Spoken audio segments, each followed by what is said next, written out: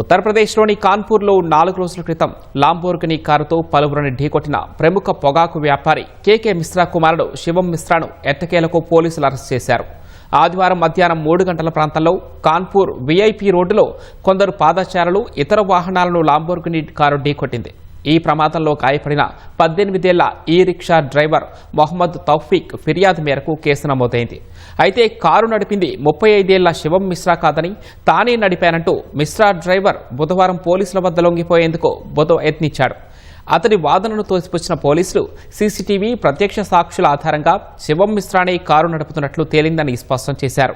Case నుంచి తప్పించుకునేందుకు అనారోగ్యంగా ఉన్నట్లు ఢిల్లీలోని ఆసుపత్రిలో చేరినట్లు శివం మిశ్రా ప్రయత్నించారనే ఆరోపణలున్నాయి.